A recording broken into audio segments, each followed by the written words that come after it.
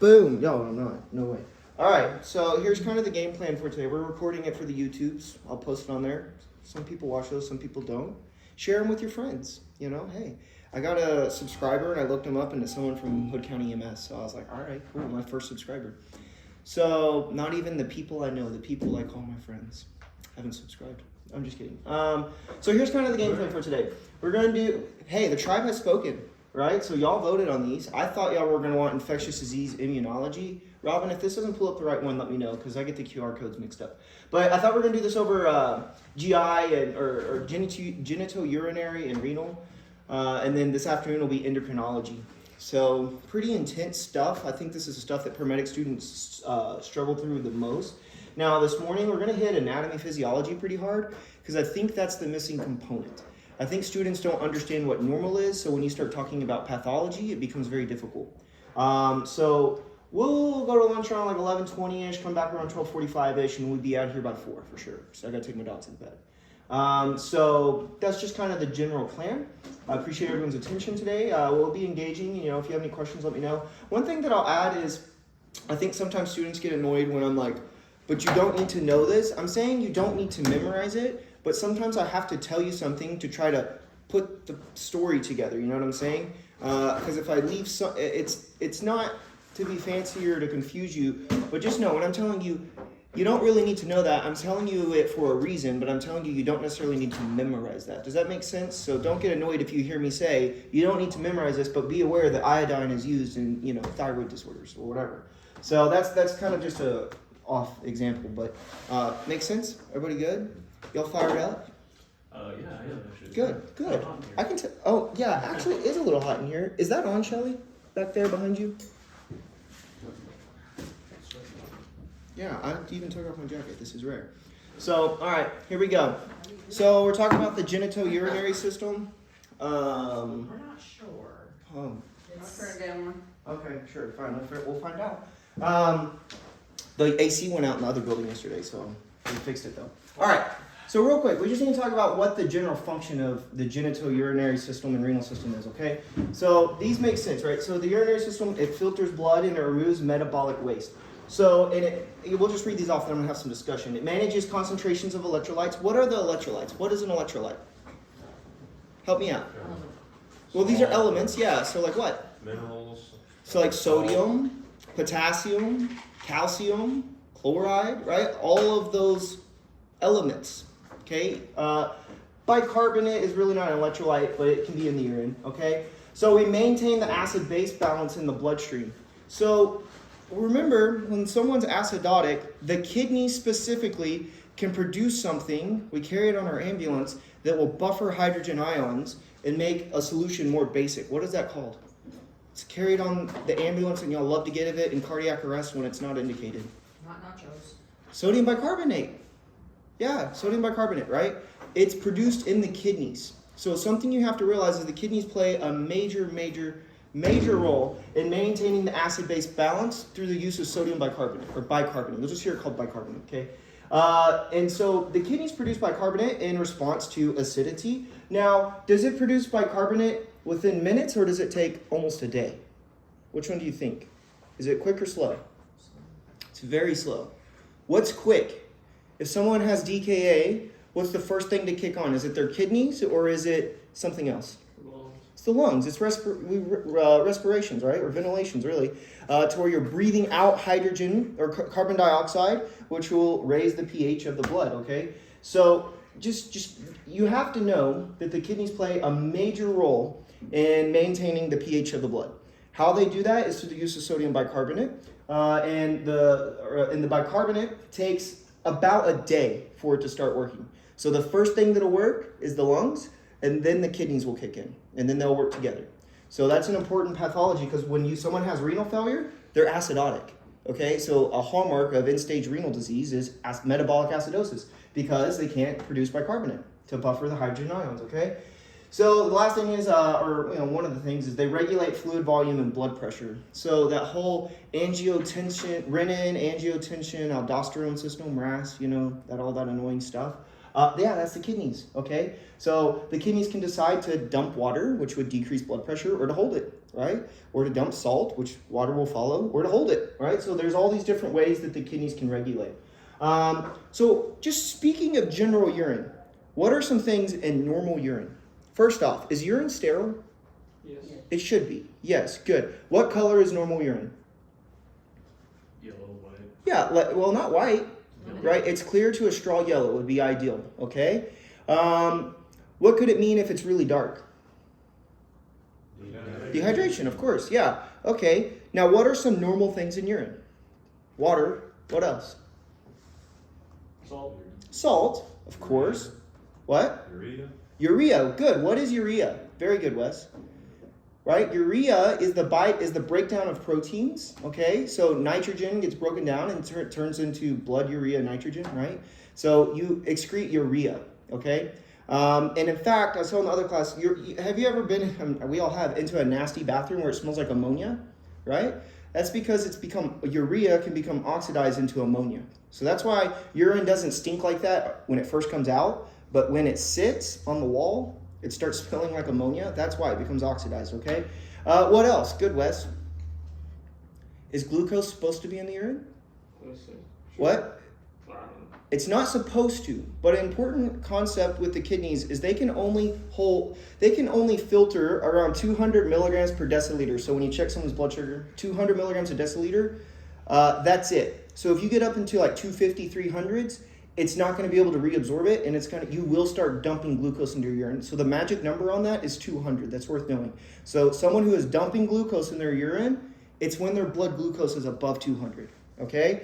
What else? So glucose isn't supposed to be in there, but it can be. What else? What gives? Can protein be in urine? It can. It's not supposed to. That would be pathology. Can blood be in urine? It can. It's not supposed to. So red blood cells and white blood cells should not be in urine. But, if you have red blood cells in the urine, you might think infection or some type of trauma to the kidney or the ureters or the urethra or the bladder. Or white blood cells. What do white blood cells usually mean? Infection, yeah. So we could think, as if someone in the hospital, if they have white blood cells in their urine, you might think there's infection. In fact, working in a nursing home, sometimes you will see like mucus in someone's urine, and that is white blood cells a lot of times because they have an indwelling Foley catheter and it's pus, in their urine. So let's talk about this. Why is urine yellow? Has anyone ever thought of that? Why is urine yellow? Like, why does it get its yellow color? So we know red blood cells live about 120 days, right? And they get broke down, specifically in the spleen, and it produces this thing called bilirubin, okay? And bilirubin becomes conjugated in the liver. When it becomes conjugated, what I'm saying is it makes it water soluble to where it can get sucked into water. Because before that, it's kind of like oil. It won't mix with water. So when it becomes conjugated, we excrete it in several ways. One of them is in our urine. So if you were to punch Dylan in his shoulder, that initial bruise or at the end, as the bilirubin breaks down, it takes like a yellowish green color, right? It's because those are red blood cells that are breaking down, right? There's bilirubin hanging out there. When someone's in jaundice, right? What color is their skin? It's yellow because they can't excrete the bilirubin, okay? The liver cannot conjugate it to allow you to pee it out or poop it out. So if you've ever wondered why poop has the color it does, it's because of bilirubin. So you excrete bilirubin ideally in your urine and in your poop, okay? But in order to successfully excrete it, it has to go to the liver first, and the liver has to process it, package it, and say you're good to go. So someone with hepatitis, cirrhosis, something like that, they can't do that. So where does it build up? It stays in their blood, just floating around. And then it goes to their eyes, right? Scleral icterus, right? The yellow eyes, or their skin, jaundice, So that's something to consider, that's why you have the color of urine that it is, okay? So let's just zoom in on some general anatomy. Go ahead. Do you carry blood that's like a yellow color like that? Like, is that something that you give? So plasma is that color. Plasma is that color, but it's not because of bilirubin. Because plasma doesn't have red blood cells. So that yellow color comes from, so porphyrin, right, the porphyrin makes up red blood cells, and as it breaks down, it'll break into bilirubin. So, what you're seeing with bilirubin is the breakdown of red blood cells. Does that answer your question? I'm afraid I didn't understand your question. No, yeah, so what is plasma? So it's kind of like the watery substance of the blood. but it also carries a lot of clotting factors in it. So, you know, if someone's been bleeding out a lot, plasma is commonly given because it will have, I mean, it doesn't have red blood cells in it, but it does have like clotting factors, and it's better than just like lactated ringers per se for volume replacement. And you also got to be careful dumping packed red blood cells into someone because you can, I mean, that's not ideal. So, you know, and I don't know a whole lot about blood administration, but there's pathologies where you're going to want to give packed red blood cells or packed red blood cells with plasma, and Robin may have more to add on that. I left Life Care before they started giving blood. Typical trauma, you do a 1-to-1 ratio, Mm-hmm. so for every, or a 1-to-2, so for every 2 units of yellow, i.e. or 2 units of red packed red blood cells, then you want to do a yellow plasma, because there's also the coagulating clotting factors in there, and then you want to make sure that they're warm due to calcium. So you don't want to dilute them with pasta water per se, but then also you want to make sure that the full robust nature of the blood is replaced if you're doing giving blood. Yeah. So yeah, don't be confused with why plasma is yellow. It's not related to bilirubin. Bilirubin comes from where? Red blood cells. It's the breakdown of red blood cells. Okay. Which is porphyrin that gets broken down. Okay. Because really, a red blood cell. Have you ever heard of heme? Right? Hemoglobin. So globin's a protein, and heme is produced. It's the beginning of porphyrin will form heme. So it's a long story, and it's really, they won't test you on that, so I don't want to jump into that. Now, we have 2 kidneys. Where are our kidneys located? Can you feel them? No. You might be able to feel the bottom of the right one, maybe, but it's kind of hard to get to, and I don't recommend going and feeling for it, but it sits a little bit lower, and just a little bit lower, okay? So obviously we have 2 kidneys. What are these things sitting on top? Adrenals. Yeah, the adrenal glands. What's the other word for adrenal glands? Suprarenal. So just be aware if they throw some different words out for there, it's the supra above the renal. Okay, so they can call them suprarenal glands occasionally. Okay, these are encapsulated in fat. So do these sit in the peritoneal space or the retroperitoneal space? Retroperitoneal. What does that mean, Wes? It's in the back, right? So we know our abdominal cavity is divided into 2 compartments, and the retroperitoneum is the back compartment. Just something to be aware of if they ask, oh, someone has, hemorrhage to their kidney. Are they bleeding into their peritoneum or retroperitoneum? It's the retroperitoneum, okay? Literally means back. Let's just talk about general, I want to come back to, let's just stay on general gross anatomy, okay? So urine's produced here. We're going to talk about how that happens really quick. And then it dumps into the renal pelvis. And then this is the ureter. Ureter is in the back. I hear students get this confused all the time. And they'll describe someone with high flank pain, and they'll say, is the stone obstructed in the urethra or the ureter? And students will get it wrong, right? It is the ureter that is in the back. That is very important. And let's just really quickly talk about a kidney stone. We're going to talk about these a lot. But they tend to get stuck here, right? Because that's a bridge that it has to cross over. Here, there's another bridge it has to cross over in the back of the bladder. So it's the 3 places they like to get stuck, okay? So it's just something to be generally aware of. But urine will flow down into here, into the bladder, and from the bladder out through the urethra, whether that's a penis in a male or female genitalia, okay? Here's a question. The bladder, okay? Where does it sit on a human? Where is it? Go ahead. Right? It's right above the pelvic area. Right, it's right above the pelvic, it's right about here, okay? Now, is this a smooth muscle, or is it a skeletal muscle, or is it both? I think it's both. Now I'm having to think about this, and I said this yesterday. I'm pretty sure it's both because you have somatic control over it. Yeah, it is both. Or maybe you just have somatic control over it. Yeah, it's both. It's both. I'm thinking about it. It's both. But just be generally aware, this is underneath parasympathetic control, okay? Hold the whole rest and digest system thing, okay? Now, let's move up to just gross anatomy, or a cross-section of the kidney, okay? Now, there are some questions to where they will just straight up point on here, and I don't know why, but your book's a little obsessed with this whole renal medulla and the renal cortex, okay? So, oddly enough, the cortex is the outside, okay? Gotta know that. The cortex is the outside of the kidney, and the inside of the kidney is the medulla, okay? And you can also hear it's called the medulla. I don't care, pick one. But just be aware. So what happens is the smallest functional unit of the kidney is the nephron, and we're going to talk about the nephron in the coming slides.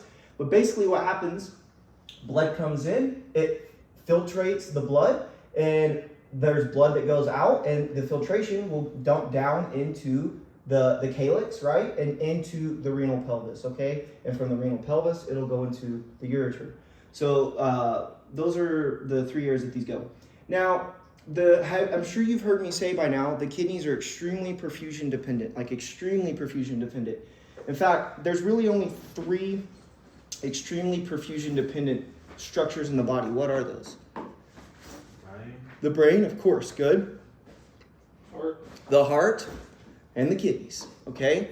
So something that I think gets overshadowed in EMS is we tend to not care that, or not care, we don't notice, I would say, that we end up wrecking people's kidneys without realizing it. So the kidneys, if someone were to be in like VTAC, low cardiac output for 5-10 minutes, right? While they're going to have altered mental status and perhaps chest pain, they're not necessarily going to be complaining of kidney pain, but you could be killing their kidneys, okay? So, and why do we not care about that? Why do we not notice that? Because we're really not looking at urine output. You know what I'm saying? And if you wreck someone's kidneys, right, it may take a few hours to realize what has happened because we're not measuring urine, we're not measuring bun, you know what I'm saying? We're not measuring creatinine. So just be aware that the kidneys are extremely, extremely perfusion dependent. And that's one of the important structures to remember is when someone goes through a hypoxic event or some type of perfusion injury, like, a shock, any type of shock, you of course worry about the head, altered mental status. You of course worry about the chest pain, the heart, and then you need to be worrying about the kidneys. Have y'all ever heard of you give like 500 milliliters or 1,000 or a liter of fluid prior to starting Levofed? You know what I'm saying? It's so you don't clamp the crap out of these vessels and lock down blood going in or out of the kidney and wrecking it, okay? So if you're trying to squeeze down on a pump that is empty, what's going to happen to the pump, right? It's going to burn out. So you will cause injury to the kidneys if you give someone like a really high dose of norepinephrine and they're hypovolemic, or dopamine or dobutamine and they're hypovolemic. So do realize pressors can be very harmful to the kidneys if they're not used properly. So be aware of that. And again, I think that the current cool buzzword in EMS is pressors, push dose pressors. Oh, look at me, Levofed, right? And they have their utility, but I think, and if someone's going to die, then they have to have them. But I think that we could be causing harm to kidneys without realizing what we're doing. So just proceed with caution on that. Okay. Any questions on general anatomy of the kidneys? Yeah. Pretty basic review on that, okay? We're going to talk about these different disorders, and it's kind of an introduction, but kidney failure, it's very common. We're going to talk about how that happens. Now, I've kind of precursed to this a lot. If we walk into DaVita or Fresenius dialysis, why are those people there? If you ask them, what are you doing time for? What are they going to say, right? Diabetes and or both, right? And then probably smoking, okay? So it's those that are really particularly bad to our vessels, so consequently they're bad to our kidneys, okay? Now, a word that I'm going to keep hitting y'all on today because it freaks students out when they see this on an exam is this word. It is nephrolithiasis, right? Lithia, right? When they say this, lithiasis, that means stone, okay? Now, what's annoying is there's 3 different words for a kidney stone. There's nephrolithiasis or kidney stones or a renal calculi, okay? Or a renal calculus, right? Calculi is plural. So be aware, all 3 of these words will show up on your exam and you're expected to know all 3 of them. And that could be your diagnosis. And students get totally lost in the sauce seeing nephro, kidney, lithiasis, stone. That's literally what it means, okay? Urinary tract infections, just using intuition, who do you think gets UTIs more often? Young people or old people? Older. Old people.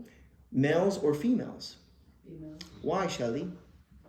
Because it's shorter. What's shorter? The urethra. The urethra is shorter, right? It's about an inch compared to a male, inches, right? What? Oh, no, I thought you were saying something.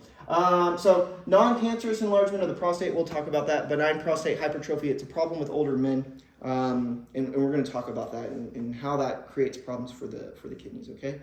Now, we just talked about all this. So it is very important to realize that the urethra is a lot shorter in females. You could you could pass this around. Hey, Hunter, is there an opportunity, because you're right there where it says urinary system, kidneys, ureters, and bladder? That's also a type of x-ray, just a bonus information. That's a type of what? An x-ray, a KUB, is that Oh, I didn't know what that. you're looking for? So whenever they say, oh, they did a diagnostic KUB, i.e. an x-ray of that right there. Okay, yeah, that's good to know. I did not know that. I'm going to pass these around because we're going to be talking about male and female genitalia today. But I want you to appreciate how short the urethra is in a female compared to a male. For a male, it starts from here and it goes all the way down to the tip of the penis. Compared to a female, it's about an inch, maybe 2 at the most 2. But it measured in centimeters. It's very small. Okay, so ooh. All right. So this is that whole, I'm telling you guys, if it's on this PowerPoint, they like to ask you the weird stuff that I don't think is important, but they do, okay? So there's 3 different anatomies they want you to know, and they'll just straight up point to this and say, what is the outer layer of the kidney called? It is the cortex. Gotta know it, okay? What are these triangular shapes? These are the medulla or the medulla. And what is the inner point? It is the calyx, and then it drains into the pelvis. That's not being fancy. That's stuff they actually expect you to know. You got to know it, okay? I do really quickly, we'll do that here in a minute, okay? Now, this is a busy slide, but it's a good slide because we're talking about the smallest functional unit of the kidney. It is the nephron, okay? Like nephrology. So this is blown up out of scale, but I just want to start here. A nephron is in the cortex, okay? And keep in mind, there's like a cajillion of these in the kidneys, okay? So when we look at just one, it's for, illustrative purposes. But there's billions, I wouldn't say billions, I mean, there's a lot. I don't know the number, but a lot of these in the kidneys is beyond 1 million. And what happens is blood comes in through the renal artery. This is oxygenated blood. And the amount of blood the kidneys is getting, I'm sure it's over 30 to 35% of cardiac output. A tremendous amount of blood is going to the kidneys, and I'll explain why that becomes important. But oxygenated blood is coming in through the renal artery, and it works its way out, and then out here at the glomerulus, it starts filtering it, and urine goes down, and then blood goes back out through the renal vein, okay? And let's look at, this one is probably my favorite one, because it talks about drugs that we actually use in EMS, okay? So, there's this thing, and again, this isn't us being fancy, called the glomerulus, okay? And what happens is an afferent arteriole will come in here, and it kind of like looks like a plate of spaghetti, and it kind of wraps around on itself.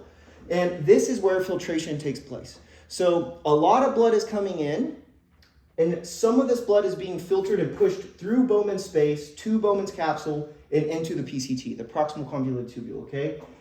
But some of the blood is also being filtered out, right? So it doesn't even get a chance to get filtered. Some of it's coming in and some of it's coming out, okay?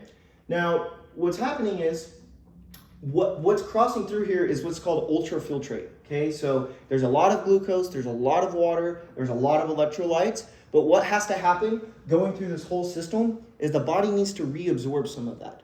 So we can't get rid of all the glucose, all the sodium, all the water. So what happens through the rest of this stuff is we are reabsorbing, okay?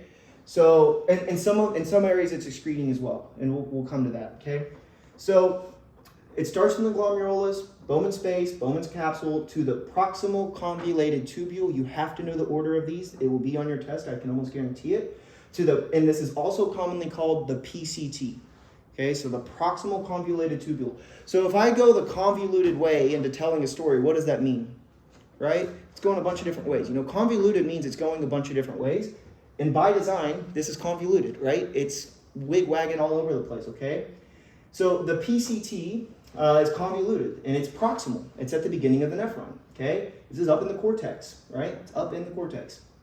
And what happens here is a lot of HCO3 is bicarb, and sodium is taken out, and a lot of water is taken out and pushed back into the bloodstream. Something I want to show you quickly is you have to realize this whole unit is wrapped in vessels, right? This whole unit, all the way around it, is wrapped up in vessels. And so when we're dumping water back in, it's being absorbed in these vessels, Does that make sense to you? I did not realize that in paramedic school, so this became confusing. Okay? Now, there is things being pushed out like sugars, amino acids, sodium, water, bicarbonate, hydrogen ions. All of these are being pushed back into the blood at different concentrations. But here's what's important. This requires pumping. And pumping requires energy, whether it's a diesel in a fire truck or ATP in these pumps. It requires energy. So that whole, oh, the kidneys are very perfusion dependent. This area, the PCT specifically, has the most amount of pumps that require energy. So when someone, goes into VTAC for 10 minutes and they wreck their kidneys because their cardiac output dropped to 20%, okay, or their ejection fraction dropped to 20%, what's happening, what's getting wrecked in the kidney specifically is the PCT. That's worth knowing. What gets wrecked during hypovolemia or some type of shock? It's the PCT, okay? So what happens next is you go down through the descending loop of Henle and up through the ascending loop of Henle, okay? So have you ever heard of the medication furosemide? Lasix, yeah? That's acting here in the ascending loop of Henle, and these are things that are going to expect you to know. So you'll see these are color-coded, and these are all fair game, because these are all medications carried on the ambulance, or they can be carried in the ambulance, or certainly used in emergency medicine, okay? And what happens is, in the ascending loop of Henle, salt is reabsorbed, okay, and sodium and chloride, sodium and chloride and potassium. And so as we know, a general principle, water follows salt, right? Water will follow salt. Water also follows glucose. You got to know that, right? That's called osmotic pool, right? Not oncotic, but osmotic, O-S, osmotic pool. So wherever the salt goes, the water goes with it. So the idea is if you force less reabsorption of salt into the bloodstream, you're going to have less water going into the bloodstream, so you're going to pee it out. So what does furosemide do? It inhibits this whole sodium potassium chloride pump in the ascending loop of Henle, okay? We keep going to the distal convoluted tubule, right? And this is where a medicine called HCTZ or hydrochlorothiazide. It's more of an over-counter medication, but it's extremely common. I'm sure you've seen this in patients' charts by now. It's a very common medication. This is where it more so plays a role with calcium. It's a calcium sparing diuretic, or it's a calcium dumping diuretic, I'm sorry. No, it's sparing, it is sparing. And then we go to the collecting ducts, okay? And this is where antidiuretic hormone and aldosterone work, okay? So really quickly, I want to jump back to this one. It's mannitol. So if someone has a really big swollen brain from some type of head trauma or, cerebral edema, you can, in the hospital, you can give a medication called mannitol, okay? And mannitol is an insoluble sugar. So what happens is, when you dump an insoluble sugar in someone's vein, it will dump water from cells, so your brain will shrink, right? So if I put a bunch of sugar in someone's cells that can't be absorbed, what happens is the water in my brain that is now swollen will jump out of that cell into the vasculature, so consequently you will have less swelling of the brain. So it kind of buys you some time, and since this can't be absorbed, it's all excreted. You just pee it all out. Now, there's a consequence to mannitol.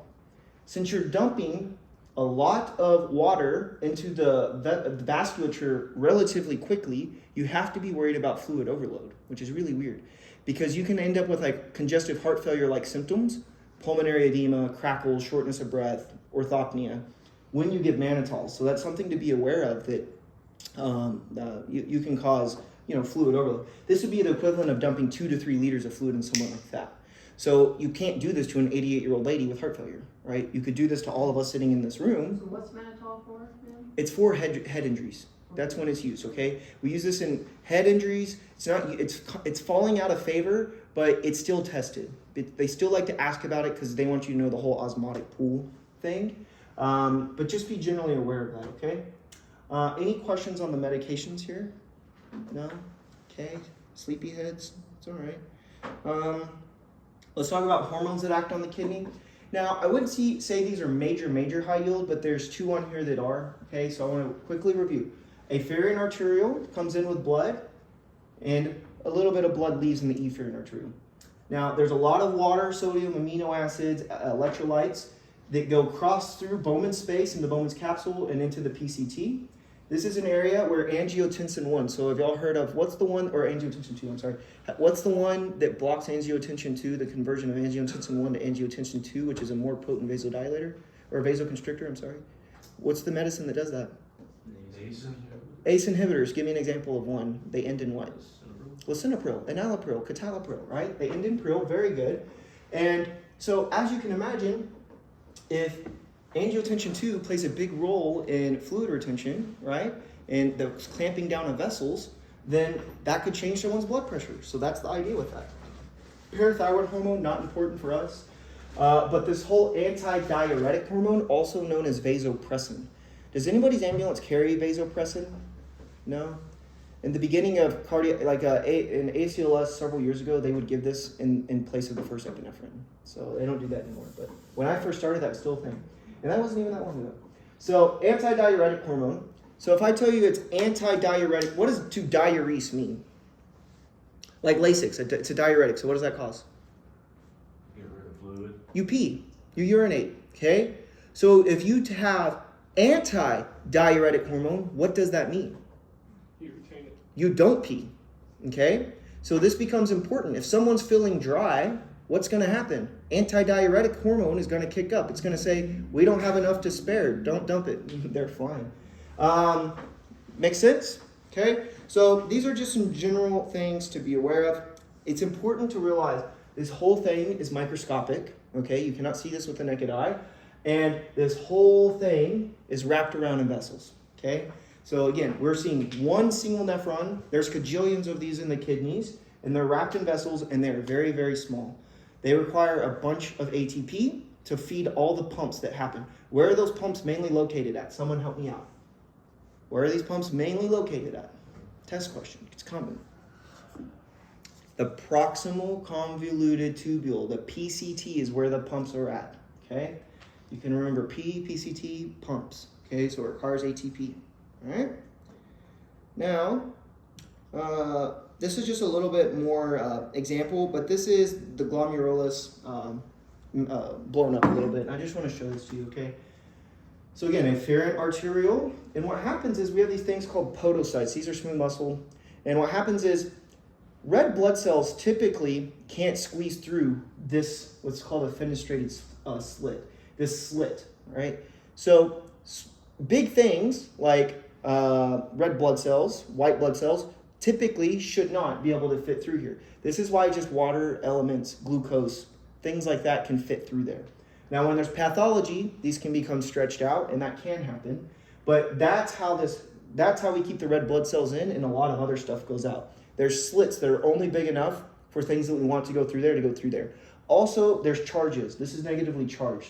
So some things can't, because if they're positively charged, they can't go through there. Or if they're also negatively charged, they can't go through there.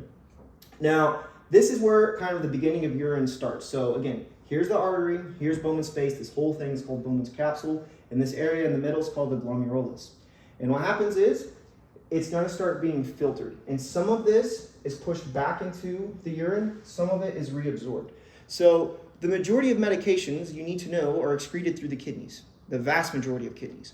Or is excreted through the urine. Okay? And this is just a blown up example of the glomerulus. Okay?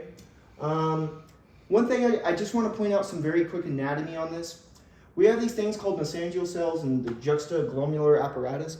And basically what these are doing, you don't need to know exactly what they're doing, but they're constantly sampling the tonicity of the blood. How much salt, how much water is in the blood, and based on what they're sampling is what it's going to do to these podocytes. And they're going to say, dump more, hold more, right? So these are kind of constantly chewing, sampling and like sipping on the water and saying, it's too salty, dump more. It's not salty enough.